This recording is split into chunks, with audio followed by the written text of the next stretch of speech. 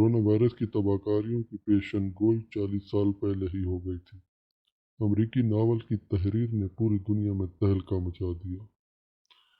ایک دم سر اٹھانے اور دیکھتے ہی دیکھتے سینکڑوں انسانوں کی زندگیاں نگل جانے والے پراسرار کورونا وائرس سے متعلق مختلف آراء گردش کر رہی ہیں، جنہیں کوئی حقیقت گردانتا ہے تو کوئی سازشی نظریے کا نام دیتا ہے۔ غیر ملکی خبر رساں ادارے کے مطابق حال ہی میں سوشل میڈیا پر دی ایئر آف ڈارکنس نامی ناول زیر بحث ہے، جس میں امریکی لکھاری نے 40 برس قبل چین کے شہر ووہان میں کورونا وائرس جیسی وبا کی پیشن گوئی کی تھی، جس کا نام ووہان 4 وائرس تھا۔ ناول کے مطابق انسانوں کا بنایا ہوا پراسرار وائرس صرف انسانوں کو متاثر کرتا ہے، جبکہ دیگر جانور محفوظ رہتے ہیں۔ انسانی جسم سے بغیر کچھ ہی لمحوں بعد بے اثر ہو جاتا ہے، تاکہ کوئی جگہ یا علاقہ ہمیشہ کے لیے آلودہ نہ ہو جائے، اور جیسے ہی مرنے والے شخص کے جسم کا درجہ حرارت 30 سے کم ہوتا ہے تو وائرس جسم سے غائب ہو جاتا ہے۔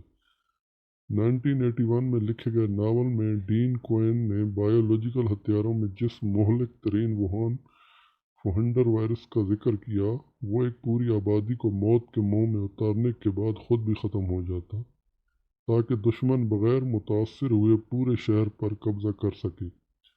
سوشل میڈیا پر امریکی ناول کے چرچے کے ساتھ ہی بھارت کی ایک اور خبر لوگوں کی توجہ کا مرکز بن گئی۔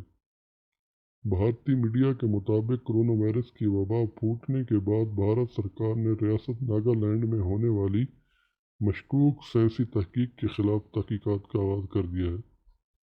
اخبار دی ہندو کے مطابق مہلک وائرس سے متعلق تحقیق کرنے والے چین، امریکہ اور بھارت کے ریسرچر پر مشتمل 12 رکنی ٹیم نے چمگادڑوں اور ان کا شکار کرنے والے افراد کے خون کے نمونے حاصل کیے۔ ریسرچر کی ٹیم میں 2 افراد کا تعلق چین کے شہر ووہان میں واقع ووہان انسٹی ٹیوٹ آف وائرالوجی سے تھا، اور تحقیق کی فنڈنگ امریکی محکمہ دفاع کے ادارے ڈیفنس تھریٹ ریڈکشن ایجنسی نے کی تھی۔